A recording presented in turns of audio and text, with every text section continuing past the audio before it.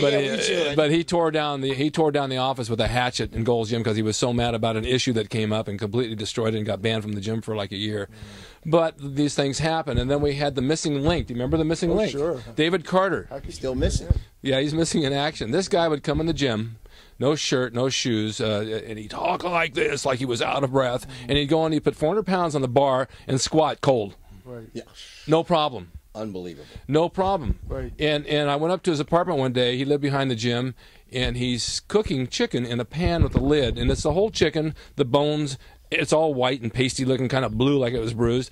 And he starts eating it, and he's crumbling. Bone marrow is good for you. You'll have to eat the whole chicken. And he ate the whole damn thing. The way he sounded, And the thing is, the guy would drink at the fountain, and the fountain would reek of garlic for about 3 hours. Oh, my God. It would just like burn your nostril hairs off when you take a drink out of the fountain. I know he'd come in and he'd challenge Arnold to squats, and he'd put that 400 and just start going up and down, and everybody kind of laughed at him, but I don't think he felt pain.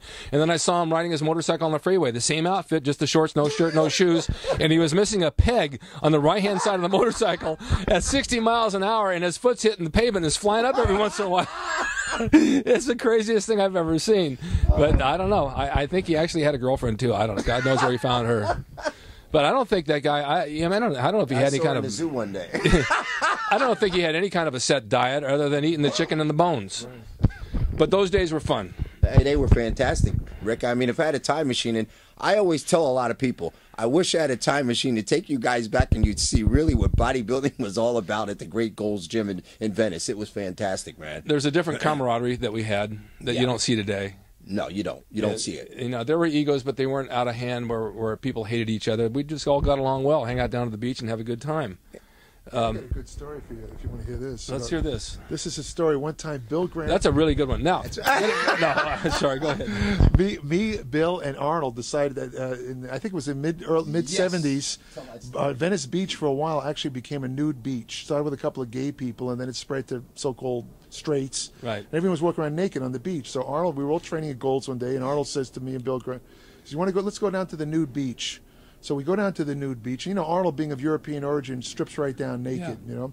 So there's two things that happened that I still remember. And first of all, Bill Grant and I, even though we were in good shape, but we were both shy, so we stayed in our underwear, where Arnold went completely naked.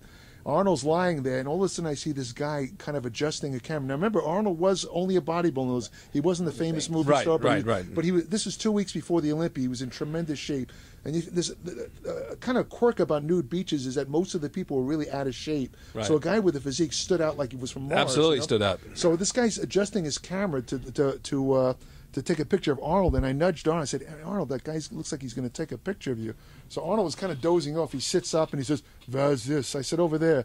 And Arnold, if you remember that walk he did in the Terminator, gets up completely naked, walks in front of the guy, stands above him, everything hanging out. The guy and his wife, their eyes are as wide as saucers by now because Arnold's standing right above. He says, "If you take my picture, I'm going to have to take the camera out. I'm going to have to destroy the camera and remove the film."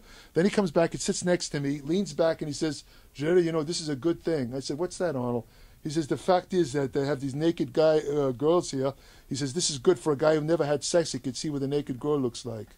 I remember his exact word. But then you got to remember, he started taking the pictures again, and we said, "Oh man, he's doing the pictures." He says, "Let's go over, guys." Yeah. So we go over there, and he says, "What they're doing?" He says, "I told you, no more pictures. Give me the camera." He took the camera. He opened up the back. It was a brand new Nikon camera. Remember, Nikon was the best brand back then. He took the film out, threw it in the sand, and then he took the camera, threw it in the sand, and grinded it in. I said, "Oh, I guess that camera's dead." It was absolutely hilarious. Jerry and I were just laughing our butts off. But now, can you imagine if that guy had those pictures today? How much money he would make? My God. Wow. Did any of you guys think back then that Arnold would become an actor? I actually had a dialogue with Arnold about that. There's two things that I could tell you, two quick stories. I met Arnold about a week after he arrived in the United States, and we were training together at Vince's gym in Studio City, which no longer exists. And I got friendly with him right off the bat. We were walking down Venice Boulevard, and Bill Grant likes to tell this story. And Arnold turned to me. At that time, the big muscle movie star was a guy named Steve Reeves, who was a Mr. America in 1947 and Hercules in the movies. And Arnold said to me out of nowhere, he says, you know how when they say the word, when they mention muscles, they always say muscles like Steve Reeves? I said, yeah, Arnold. He said, one day everything is going to be muscles like Arnold Schwarzenegger. Furthermore, I'm going to be a bigger movie star than Steve Reeves is. And I'm going to go win the Mr. Universe and Mr. Olympia about 6 or 7 times. This is in 1969. Or 68, actually, he told me this. Yeah. And I never forgot that. And later on, when Arnold started to break in the movies, I remember saying to him, I said, well, Arnold, I said, I mean, as a friend, I got to tell you, don't really put all your hopes in being a movie star. You're a big guy. You got that thick accent. You'll just you'll be these background guys, these leg breakers. That's about as far as you'll get. Yeah. And, you know, if you know anything, you know Arnold. We all know Arnold very well. Arnold never took no for an answer, you know. And later on, I happened to be an extra in a movie called Death Race 2000, the first one. Yeah. And I got in a similar dialogue with a then unknown actor on the set. And this guy had a facial deformity. Kind of talked out of the side of his face, and he had, you know, he was acting like a tough guy. And I said to him, I said, you know, I said, do you have other work on the side? You know, I was trying to hint to him, don't try and be an actor. That guy was Sylvester Stallone. So I told both Arnold Schwarzenegger, Yeah. I told both Arnold Schwarzenegger and Sylvester Stallone that they had no chance to make it in the movies. Maybe that's why they never used you in any of the films. And we still laugh about that story, Jerry. Yeah. Well, I went on one with him to read for some sort of a Hercules thing after he had done, I don't think he had done Hercules, nor maybe he did. And he says, there might be something for you in there. And we go and we read and we get in the car. He said, what do you think? I said, it's horrible. Don't ever think about acting. You're never going to make it. And we went to Zookie's, and now look where it is today. My God. Because I went on Fox News. Remember when Arnold was getting elected? You know, he was having the groping problem. Yeah. I got a phone call. Oh, that's right. Yeah. I got a phone call from his press guy, and he says, you know why I'm calling? I says, no. He says, well, you know that problem that Arnold has with the groping? I says, yeah. What do you want me to do? He says, well, Maria told me to call you, and you would know what to do. How the hell would I know what to do? But I think they already knew. I had some connections in the news media with Fox News, and it was incredible. I went on there and I told that story about, you know, the groping thing, but I tried to humanize him a little, you know, just saying where he came from, because I met Arnold back in 1969, yeah, but you know what? Year after. We're all guys. Guys do stuff, and that's just the way life is. He was human. But you know what? It's amazing, because when we were on Muscle Beach, didn't girls like grope us, grab our pecs, yes, feel our constantly. I used to go out with him to the marina on the weekends, and he'd lift my shirt and say, look at Rick's abs, and all these girls would be all over touching and doing this, and I never felt offended by it. Neither did I. So, I got $10 for it, for God, and I went out to eat after that. But that's the way it was. I mean, we're bodybuilders. Everybody wanted to touch us. Yeah. You have a book out now. Yeah, it's Natural Anabolics. Yeah.